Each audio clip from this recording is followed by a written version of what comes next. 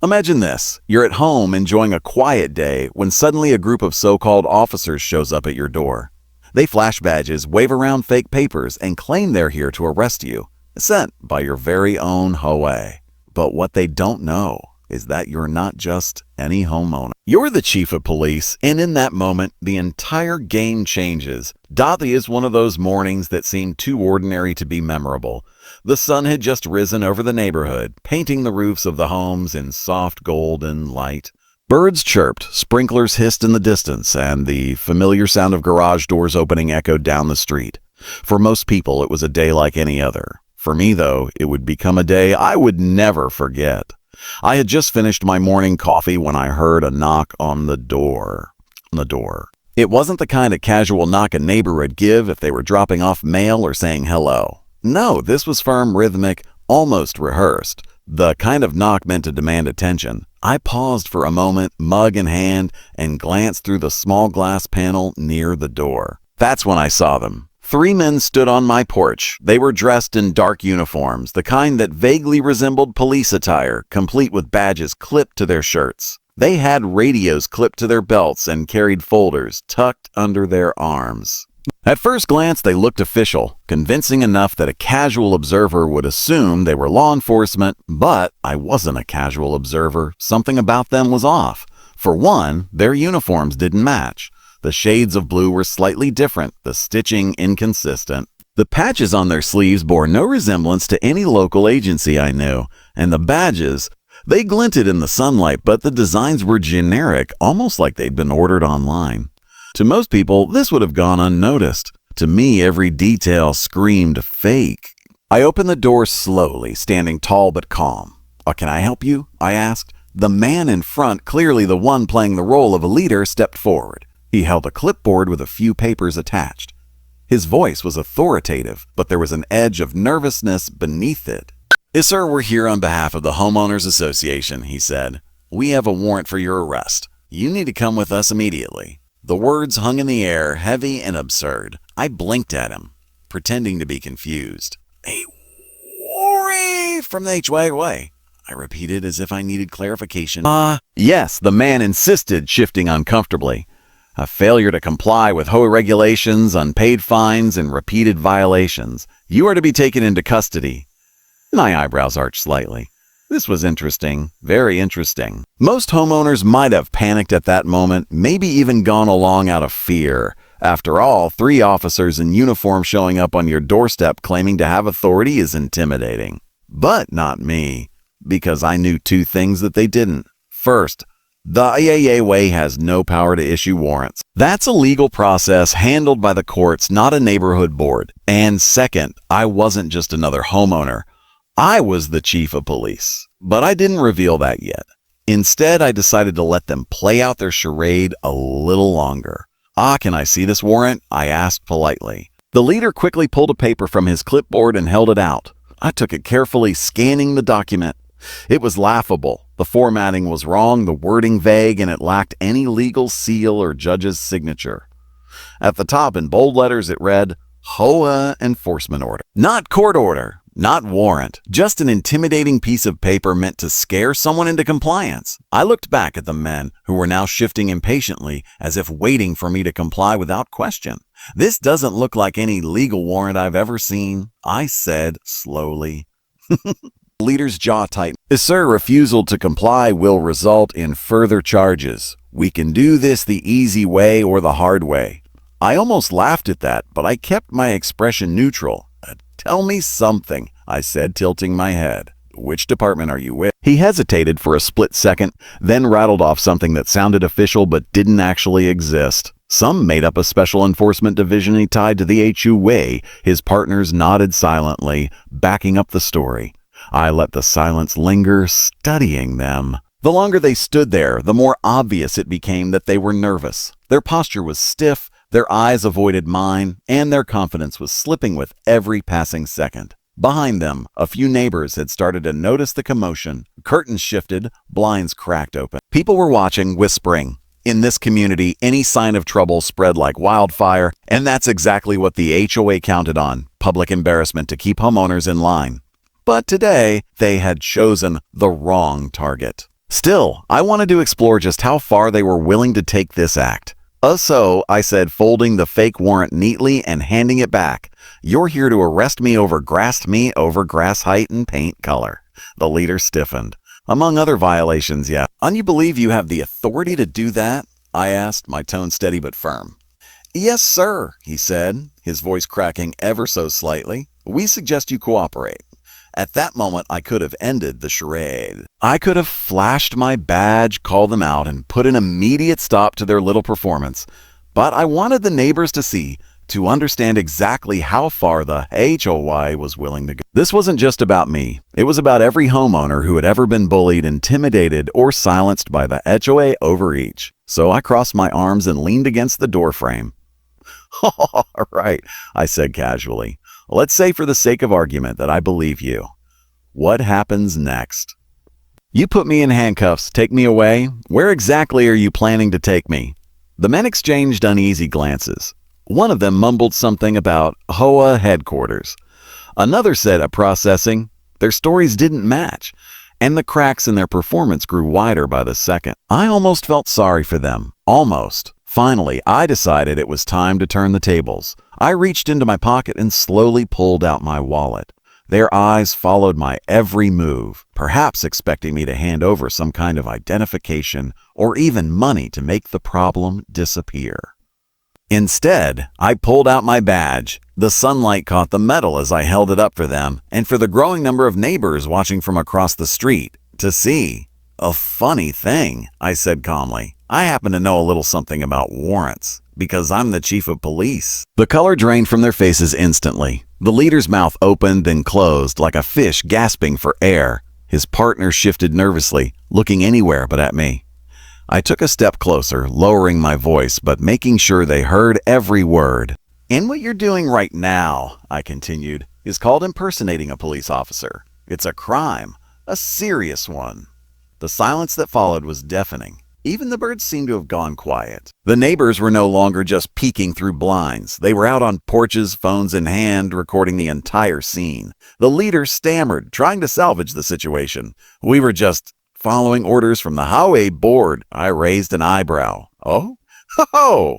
The HOA sent you to my door dressed as police officers with a fake warrant? They had no answer. At that moment, I pulled out my radio and called it in. Within minutes, real officers, my officers, arrived on the scene. The impersonators were quickly taken into custody, their fake badges confiscated, their little act exposed for what it truly was, a desperate attempt by the HOA to intimidate me into submission. The neighbors watched as the men were led away, murmuring in disbelief. The story spread quickly. By the end of the day, everyone in the community knew what had happened, and for the first time, the chief of power seemed to crack. Because if they could try this with me, the chief of police, what were they capable of doing to others? That morning, what began as a suspicious knock on the door had unraveled into one of the most shocking scandals our neighborhood had ever seen. And it was only the beginning of the HOA downfall. After the incident with the so-called warrant, you would think the HOA would have realized their intimidation game had backfired. But that wasn't the case. The truth is, the fake officer stunt was just one chapter in a long book of tricks they had been playing on me for months. Looking back, the signs were there all along, subtle at first, then louder, then outright ridiculous. It all started with the little things. One morning, I found a bright orange notice taped to my front door. It was bold, oversized, and deliberately designed to catch the attention of anyone walking by. In large block letters, it read, "A violation notice, grass too long." I stood there staring at it, my coffee growing cold in my hand. Grass too long. My lawn looked perfectly fine. In fact, I had just mowed it 2 days earlier. The edges were trimmed, the lines were straight, and the grass height was exactly within city recommendations. But to the HOA, that didn't matter. According to the notice, my grass exceeded the maximum height of 3.25 inches. Who on earth measures grass that precisely? It was absurd, and they knew it. I shrugged it off at first, thinking it was just a mistake. Maybe they'd misfiled the notice or mixed up addresses. But the following week, another violation appeared. This time it read, "Unapproved vehicle parking." I blinked at the paper, baffled. My car was parked in my own driveway, the same spot it had been for years. The HOA claimed my vehicle faced the wrong direction and it did not comply with neighborhood aesthetic standards. I didn't even know that was a rule. Was there some secret handbook where they dictated which way a car could face? I called the HOA office to ask. After several minutes of being transferred from one person to another, I finally spoke to someone from the compliance team. Her tone was curt, almost robotic, as if she had recited the same script hundreds of times. Sir," she said, "all vehicles must be parked facing outward to ensure visual uniformity within the community. Your vehicle was facing inward." I almost laughed out loud. Visual uniformity? What kind of nonsense was that?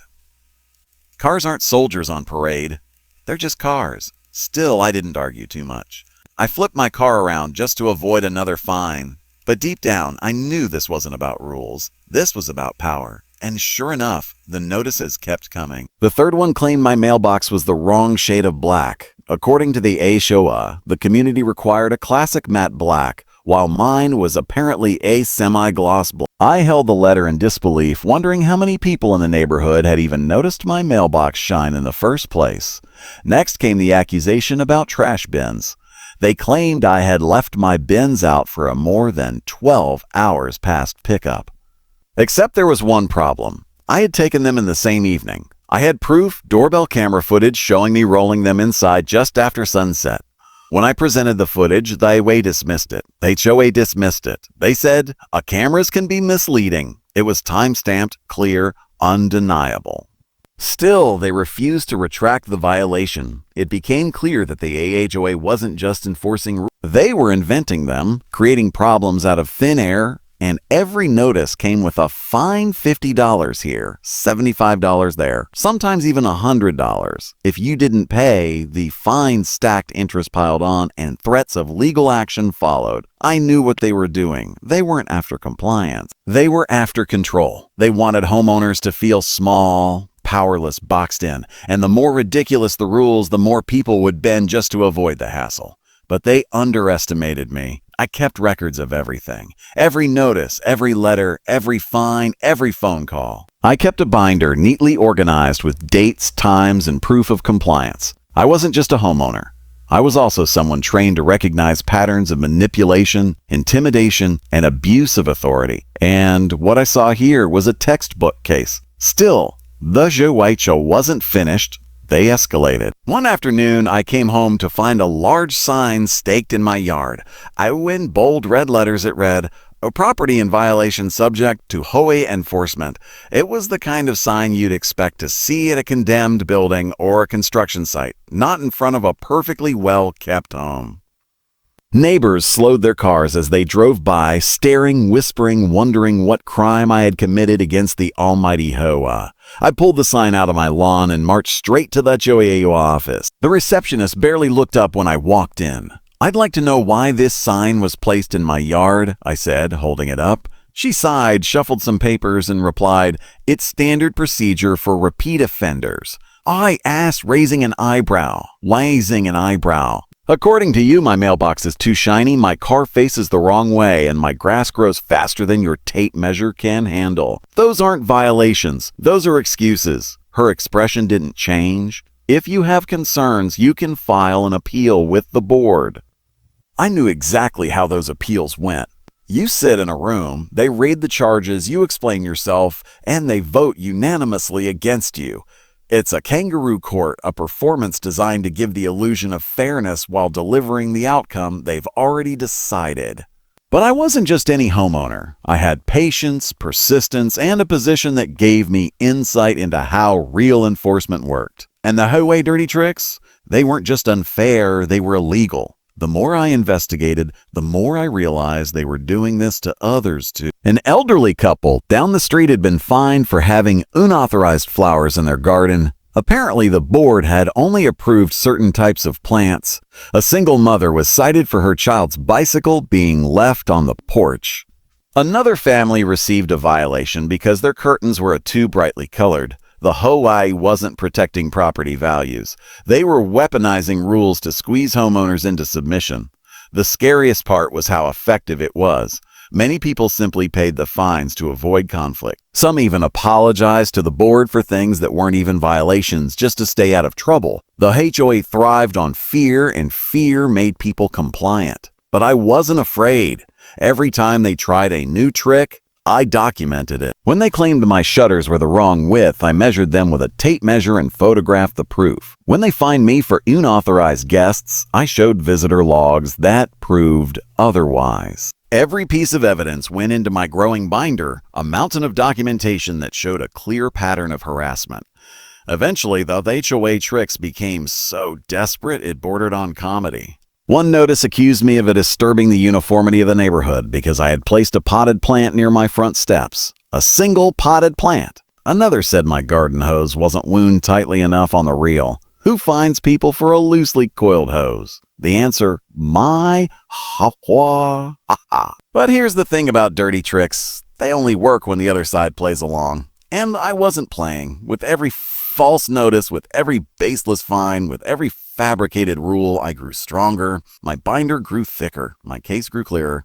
And slowly, my neighbors began to notice. They started asking questions. Did the HOA fine you too? Why do they keep targeting your house?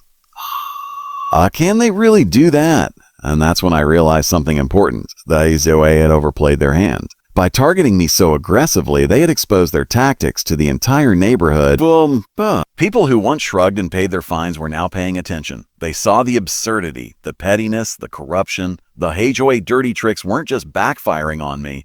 They were unraveling their entire facade of authority. The fake warrant incident may have been the most dramatic attempt at control, but the months of petty, relentless harassment before it had set the stage. The HOA wasn't just an organization enforcing rules. It was a board drunk on power, using manipulation and intimidation to maintain control. And I wasn't going to let them get away with it. What began as a single orange notice about grass height had turned into a full-blown war of principles. Not a war fought with anger or violence, but with patience, evidence, and truth. Because the one thing the HOA feared most wasn't a messy lawn, a shiny mailbox, or a wrongly parked car. It was exposure. And that's exactly what I planned to give them. The morning had already started strangely. After weeks of bogus violation notices, threatening letters, and endless HOA harassment, I thought I had seen it all. But that day, as I stepped outside to water the plants near my porch, I felt an unusual stillness in the air. It wasn't long before I discovered why. Down the street, a dark SUV crawled slowly past the row of houses, its tinted windows reflecting the sun. It stopped right in front of my driveway. The doors opened, and out stepped the same men who had visited me earlier, the so-called officers who had delivered a fake warrant from the HOA. Only this time they were bolder, more determined, and far less cautious. They walked up the driveway in unison, their stiff uniforms straining against the summer heat. Their fake badges gleamed as though they'd polished them just for the performance. But their expressions? A mixture of forced authority and barely concealed nerves. One of them spoke loudly, almost theatrically. Sir, you have refused to comply with the HOA enforcement order. We are here to take you into custody. The words were loud enough for the neighbors to hear. Curtains shifted. Doors cracked open. People were curious. After all, the HOA loved to make their enforcement public. Humiliation was part of their strategy. I stayed calm. Into custody? I repeated, raising an eyebrow. On what grounds? The leader pulled out the same clipboard from before, waving it around like it carried the weight of the law. A failure to comply with HOA regulations, multiple unpaid fines, repeat offenses. You've left us no choice.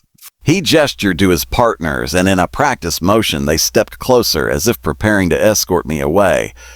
One of them even reached into his belt, pulling out a pair of shiny, but clearly fake handcuffs. That's when I realized the HOA had intimidation to a whole new level. They weren't just harassing me with letters and fines anymore. They were staging a full-blown arrest attempt right in front of the entire neighborhood. I looked around. At least a dozen neighbors were watching now, some with phones raised, recording every second. The HOA probably counted on this. They wanted a spectacle, something dramatic that would make me the example. You look what happens when you don't obey the HOA. But there was just one problem with their plan. They forgot who I was. Still, I didn't reveal my card just yet. Instead, I let the scene unfold because sometimes the best way to expose a scam is to let it collapse under its own weight. Interesting, I said slowly, keeping my tone measured. So let me get this straight. You're here to arrest me over a mailbox color, a lawn measurement, and the way I parked my car? The leader stiffened. Well, that's not the point. The point is you violated the rules repeatedly. This is official HOA business. I tilted my head. Official business? Then surely you won't mind if I ask a few official questions. He hesitated, but nodded slightly. All right, I continued. First, what law gives the HOA authority to arrest homeowners? The man opened his mouth, then closed it again. His eyes darted to his clipboard as if the answer might magically appear there. A second, I pressed, where exactly are you planning to take me once you've arrested me? To the HOA clubhouse, the community pool, maybe the tennis courts? The neighbors chuckled quietly, the tension cracking just a little. The men shifted uncomfortably. A third, I said, stepping closer, do you really think impersonating officers is going to end well for you?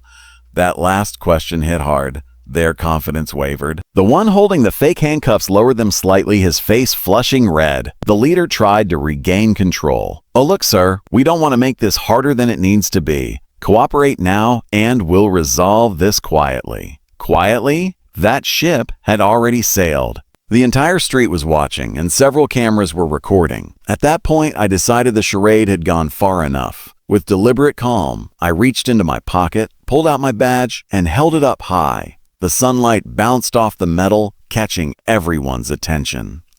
I think it's time you knew something, I said clearly, my voice carrying across the neighborhood. I'm not just a homeowner. I'm the chief of police. The reaction was instant. Gasps rippled through the crowd. The fake officers froze, their faces draining of color. The leader stammered, his clipboard trembling in his hand. You're the...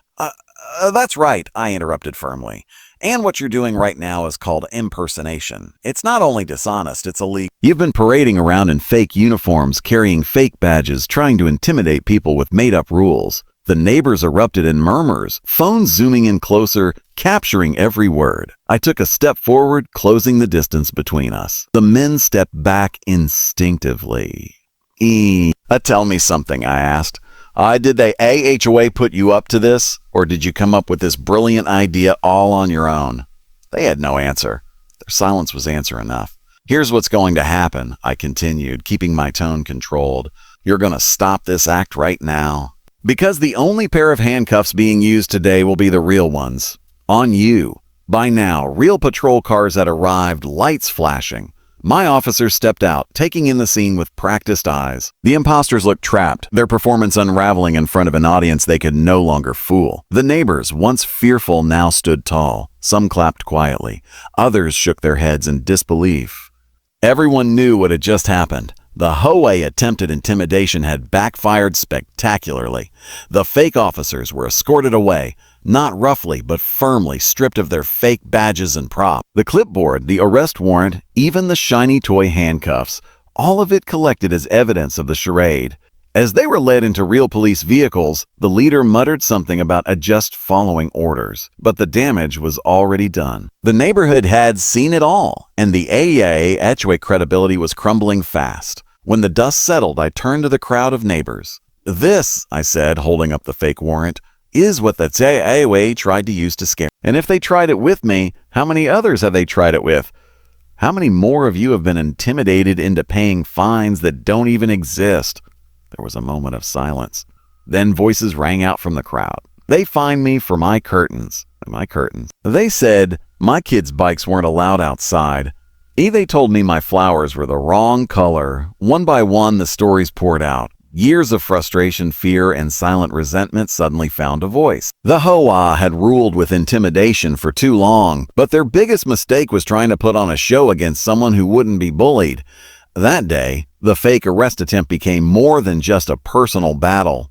It became a turning point for the entire neighborhood.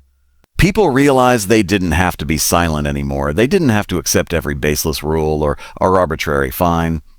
They had power too, the power of truth, the power of unity, the power of saying enough is enough, the HOA thought they could shame me into submission by staging a spectacle. But instead, they exposed themselves. And the best part? They did it in front of their own audience. The neighborhood was buzzing after the so-called arrest attempt. For years, people had whispered about the hey strange rules, their heavy-handed tactics, and their way of making homeowners feel like tenants under surveillance. But now, the whispers had turned into open conversations. Everyone had seen the fake officers, the bogus warrant, and the desperate attempt to intimidate me into submission. And yet, I knew the story wasn't over. The HOA hadn't expected me to stand my ground. They hadn't expected me to reveal who I was. And they definitely hadn't expected the neighborhood to rally around me. But that was just the beginning, because the truth, the full truth, hadn't even come out yet. It was time to reveal everything. The calm before the reveal, the morning after the fake arrest attempt, I walked through the neighborhood. For the first time in weeks, people came up to me willingly. Some smiled, others gave me nods of respect, and a few even thanked me outright. About time someone stood up to them. One neighbor said quietly as she clipped roses in her yard. Another whispered, "They fined us for our mailbox color last year. We didn't know what to do. We just paid it." The stories poured out, small details, odd fines, and complaints about harassment. Each account painted the same picture. The HOA wasn't protecting the neighborhood, it was exploiting it. I listened carefully, jotting things down. Not as a cop, but as a neighbor, as someone who understood that truth only mattered when it was shared. Gathering the evidence for months, I had been collecting my own documentation. Every fake violation notice, every ridiculous fine, every bogus compliance letter, I had them organized in a thick binder with photographs, timestamps, and even video evidence from ICE security cameras. But now, with the neighbors opening up, I realized my binder was only the beginning. People began dropping off their own documents, letters they had saved, fines they had paid, even copies of complaints they had filed and never heard back from. One family gave me a stack of papers nearly 3 inches thick, all violations for things like unauthorized garden gnome, improper patio, umbrella color, a child's chalk drawings on driveway. A retired couple shared a notice they had received for excessive bird feeders, even though they only had 2. Another neighbor showed me a letter claiming their backyard wind chime violated community sound ordinances. It was clear the HOA turned nitpicking into an art form, and behind every petty violation was money. Fines that piled up, threats of lands, and constant pressure to comply. The binder grew thicker by the day. What started as my personal defense became something much bigger, the collective story of an entire neighborhood under siege. Preparing for the confrontation, the HOA held monthly board meetings at the clubhouse. Usually, they were quiet affairs, 10 or 15 people, mostly board members with a few homeowners sprinkled in. Decisions were made quickly, rules enforced without question, and complaints brushed aside. But this month would be different. Word had spread about the fake arrest attempt. People were angry. People were ready. And for the first time, they weren't going to sit quietly. I knew this meeting was my chance to reveal the truth. Not in whispers, not in fragments, but in one undeniable presentation. So I prepared. I printed copies of the fake warrant. I enlarged photographs of the fake officers standing in my driveway. I highlighted sections of the HOA bylaws showing how their actions exceeded any legal authority. And I stacked the binder full of evidence, mine and the neighbors to the brim. When the day came, I walked into the clubhouse early. The board members were already there, seated at a long table, their expressions tight. They knew something was coming. The room filled quickly. Instead of 10 or 15, nearly 50 homeowners showed up. They carried papers, photos, even poster boards with their own evidence. For once, the room wasn't stacked in the board's favor. It was stacked with truth. The reveal, the president of the HOA cleared his throat. Let's begin the meeting. Faux boss, begin the meeting. First order of business. Actually, I interrupted, standing up. Before we talk about business, I think we need to talk about the truth. The room fell silent. Every eye turned to me. The board members shifted uncomfortably. I walked to the front, placed my thick binder on the table, and opened it. Page after page of violation notices stared back at them. Orange, yellow, and red slips of paper that had become symbols of control. This, I said, lifting a stack, is my collection of HOA violations. Grass height, mailbox shine, Parking direction, trash bin timing. Each one petty, each one baseless, each one designed not to protect this neighborhood, but to intimidate the people who live here. Murmurs rippled through the crowd. People nodded, recognizing their own experiences in my words. And this, I continued, holding up the fake warrant, is the so-called enforcement order the HOA sent men to deliver at my door. Fake uniforms, fake badges, fake authority. They stood in my driveway in front of all of you, pretending to arrest me. Why? Because I refused to be bullied. Because I refused to pay fines that weren't real. Gasps spread across the room. Even those who hadn't seen the event unfold were now staring at the evidence in disbelief. I turned to the board. Do you deny it? Do you deny that you sent people to impersonate officers, to threaten one of your own homeowners? The president stammered, fumbling with his papers. That's not how it happened. I cut him off, raising my voice just enough to carry. And then explain these photographs. Explain why 3 men in mismatched uniforms tried to drag me from my home with nothing more than this worthless piece of paper. The room erupted. Homeowners shouted, demanding answers. Some waved their own violation notices in the air. Others called out stories of their own harassment. The board tried to maintain control, banging a gavel, calling for order. But it was too late. The truth was out, and it couldn't be silenced. The turning point, one by one, neighbors stood up and shared their experiences. They fined me for my holiday decorations. They said my welcome mat was too colorful. They told me I couldn't park my work van in my own driveway. The stories piled up, each one adding weight to the argument. The HOA authority crumbled with every word. Finally, I closed the binder with a firm thud. Oh, this neighborhood deserves better. We deserve rules that make sense, enforced fairly with respect, not intimidation. What the HOA's done isn't just wrong, it's dishonest. And it ends today. Applause broke out. Not polite applause, but loud, sustained clapping that filled the clubhouse. People were on their feet, energized, united. For once, the homeowners weren't divided by fear, fever connected by truth. The board members sat frozen, their power slipping through their fingers. The aftermath of the reveal that night changed everything. The HOA could no longer hide behind paperwork and intimidation. The neighborhood had seen too much. They had heard too much. In the days that followed, homeowners began organizing. Petitions circulated demanding new leadership. Lawyers were consulted. Local news outlets even caught wind of the story. And HOA sending fake officers to arrest the chief of police was too outrageous to ignore. The board tried damage control, issuing statements about misunderstandings and procedural errors, but it was useless. The truth had been revealed, and once the truth is out, it doesn't go back in the shadows. Neighbors who once stayed silent now spoke freely.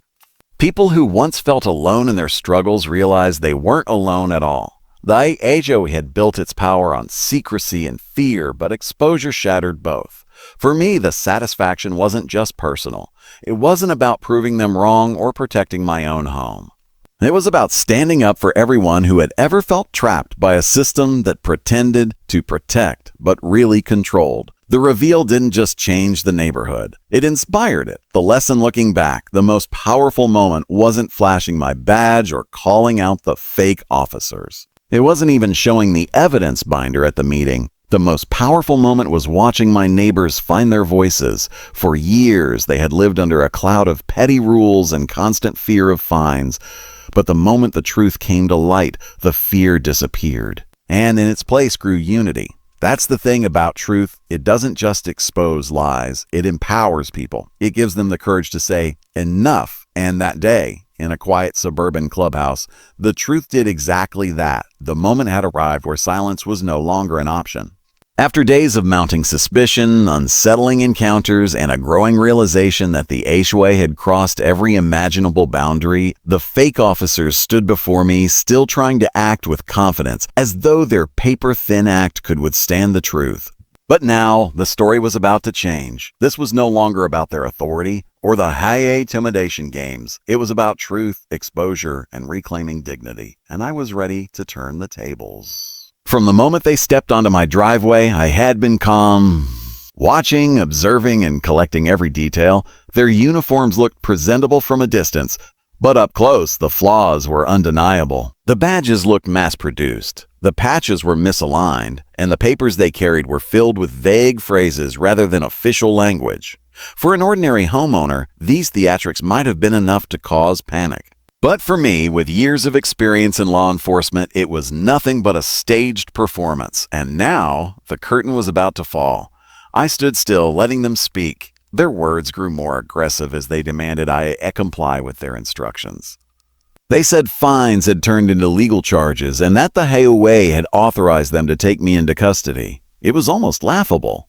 A neighborhood association had no such power. But their confidence, their performance was designed to make me falter. Yet instead of fear, I felt a wave of determination. Neighbors had gathered at the edges of the street, whispering, recording on their phones, and shaking their heads in disbelief. To them, it looks like I was being arrested, another homeowner humiliated by an HOA board that seemed untouchable. But I had let the show run long enough. It was time to take control of the narrative. I reached into my pocket slowly, not with fear, but with authority. My hand brushed against the badge I had carried for years, the one symbol of my commitment to law, justice, and truth. Pulling it out, I held it firmly in the air where everyone could see. The sunlight glinted off its surface, and in that single moment, the atmosphere shifted. The imposters stopped mid-sentence. Their practiced authority melted away. Their expressions, once filled with boldness, turned pale. They hadn't expected this. What? To them, I was just another homeowner they could bully with costumes and paperwork. But now standing before them was the chief of police. Not only did I know the law, but I was the law in this town. The silence was deafening. Neighbors gasped. Some even clapped in disbelief. The so-called officers froze, unsure whether to continue their charade or flee. I didn't have to raise my voice. The badge spoke louder than words ever could. Calmly, I said, "You've made a mistake. A very big mistake." Their eyes darted from me to the crowd, to each other, searching desperately for a way out. But the tables had turned, and there was no escaping what came next. I stepped closer, keeping my tone measured.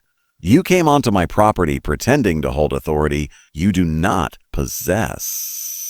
You tried to intimidate me, my family, and my neighbors. But today, your performance ends." One of them stammered, trying to salvage the situation. "We're just following HOA orders." That phrase was their undoing, because in their attempt to deflect, they confirmed what I had already suspected, that this was not a random act of impersonation. This was orchestrated, planned. The HOA had gone beyond fines, beyond letters, beyond harassment. They had conspired to use imposters to enforce their will. And now the entire community was watching their scheme unravel. I took out my phone and, with a simple call, summoned the real squad. Within minutes, the sound of approaching sirens filled the neighborhood, not as a symbol of fear, but as a declaration of justice. My officers, men and women I had trained, trusted, and served alongside, arrived on the scene. Their presence was unmistakable, their uniforms crisp, their authority unquestionable. The imposters stood frozen, caught in the spotlight of truth. My team quickly assessed the situation, securing the area and ensuring everyone's safety. Papers were confiscated, uniforms were examined, and statements were taken from neighbors who had witnessed everything. What had begun as an attempted humiliation of me had transformed into a public unveiling of the HOA darkest tactic. The neighbors' whispers grew louder. Some expressed outrage. Others shook their heads, realizing the extent of the HOA reach. For years, many had believed the board's power was limitless, untouchable. But in that moment, they saw something different. They saw that the HOA power was built on fear and illusion, and once exposed, it crumbled. I addressed the crowd, not as a victim, but as a leader. What you've seen today is proof that intimidation has no place in our community. No association, no board, no group of individuals should ever have the power to fabricate authority to silence or control you. We live in a country of laws, not threats. And today, we stand together to ensure this never happens again. The applause that followed wasn't just for me.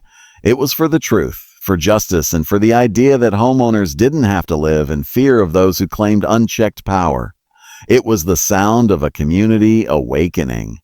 As for the imposters, they were escorted away, not with anger or chaos, but with the dignity of real law enforcement doing its job.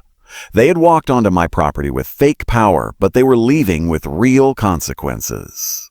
That night, as I sat on my porch reflecting, I thought about how quickly the tables had turned. The HOA had planned to shame me, to make me an example. Instead, they had exposed themselves. Their strategy had backfired spectacularly, and now the very people they sought to control were questioning everything. The tables had indeed turned, and from that day forward, the story was no longer about how the HOA could intimidate.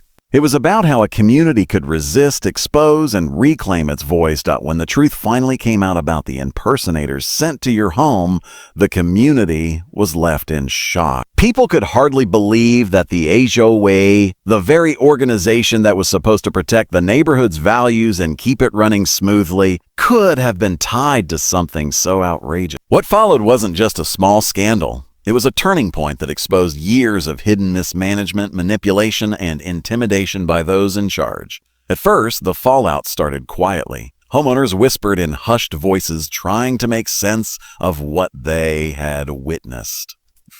Neighbors who had always trusted the HOA began asking themselves serious questions. If they could attempt something like this with you, what else have they been capable of all along? Some residents remembered the strange fines they had been forced to pay, fines that seemed baseless at the time but were too intimidating to fight. Others recalled how certain board members acted as though they were above the rules, parking wherever they wanted, making exceptions for their friends, and applying the rules only when it suited them. The scandal lit a spark, and soon people began talking openly. For the first time, neighbors were comparing notes, realizing they weren't alone in their experiences. What seemed like isolated frustrations were actually part of a pattern. The HOA authority, once seen as untouchable, suddenly appeared fragile. The very foundation of their power rested on fear, silence, and compliance, and once the silence broke, the control began to crumble. Community awakening. The most powerful part of the fallout was how quickly the community began to unite. Homeowners who had never spoken to one another were now meeting at kitchen tables, on porches, and in driveways, sharing their stories. Some had been fined for improper landscaping, even though their yards were perfectly neat. Others had been told they couldn't decorate their homes for holidays without a proper approval. A few even admitted that they paid extra fees that weren't listed anywhere in the official documents, simply because they didn't want trouble. People started collecting evidence, pulling out old letters, fines, and notices that they had saved. The more they compared, the clearer it became. The HOA had been operating in ways that stretched far beyond its legal limits. The board under pressure, the board members, once confident and authoritative, now found themselves under intense scrutiny.